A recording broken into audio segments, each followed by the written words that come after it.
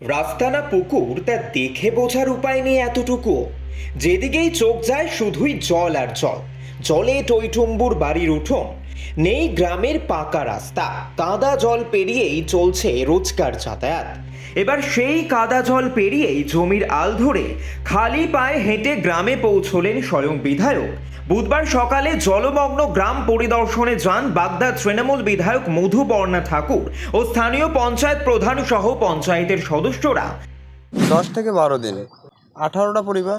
রাতে আল দিয়ে যাই, তোমার যে আস্তে আস্তে ওই আমরা একটা গজা নিয়ে মানে কুঞ্চি নিয়ে আস্তে আস্তে আস্তে আস্তে টোকাইতে যাওয়া হয়। আর বাচ্চা কাচ্চা কোলের পিঠে নিয়ে আপনারা দেখলে আমাকে একটু সহযোগিতা করলে তাহলে এমএলএ আসছে, হয়তো কিছু অনুদান দিল আর বললো রাস্তাঘাট এটা পরবর্তীতে দেখবে।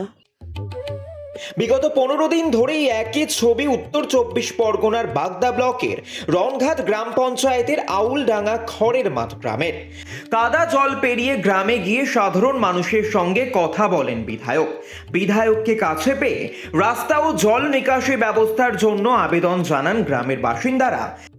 এখানে প্রায় 10 থেকে 12 দিন জল আছে এখানে। হ্যাঁ, এখানে হাঁটু জলেই আমরা যাতায়াত করছি এখানে। মানে এই আলির উপর দিয়ে রাস্তা আছে, এক হাঁটু কাদা, সেই কাদার ভিতর দিয়ে আমরা যাওয়া আসা করি। বাচ্চা কাচ্চা নিয়ে স্কুলে যেতে পারে না বাচ্চা কাচ্চা। এমএলএ দিদি এসেছে এখানে, আমাদের দেখতে এসেছে আমরা কি পরিস্থিতি বাস করছি এখানে। আমরা তো চাচ্ছি যে আমাদের একটু রাস্তাঘাট হোক, আমরা সেইভাবে আমরা চলাফেরা করি। আমাদের রাস্তা নেই, কিছু নেই, আমরা কি করে বসবাস করছি। দিদি এসেছে, দিদি এসে দেখে যাক যে আমরা কীভাবে বসবাস করছি এখানে।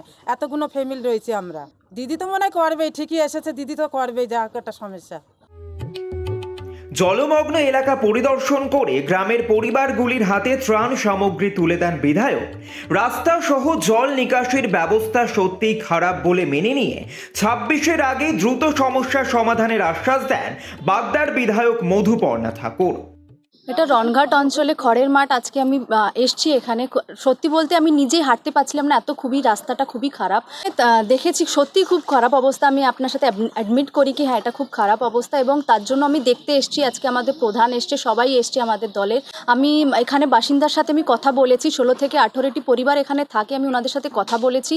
প্লাস আমি যত তাড়াতাড়ি হোক প্রধানকে আমি বলবো লিখিত দিতে, যত তাড়াতাড়ি হোক আমি রাস্তাটা অন্তত আমি 26-এর আগে অন্তত আমি কমপ্লিট করতে পারি, যেটা ভালো করে হাঁটাচলা করতে পারে এবং থাকতে পারে এখানে।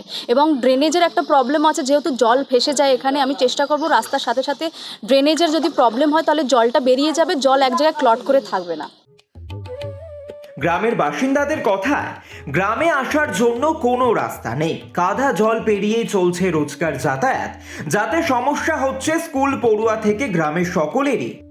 15 দিন ধরে বিগত আমরা ভুগছি। ওদের স্কুলে যাতায়াত করতে খুব কষ্ট হয়। উঠানের পর দেখো আমরা নৌকা নিয়ে আসছি, নৌকায় যাতায়াত করে দিয়ে আসি, আবার নিয়ে আসি, ঘরে আনতে হয়।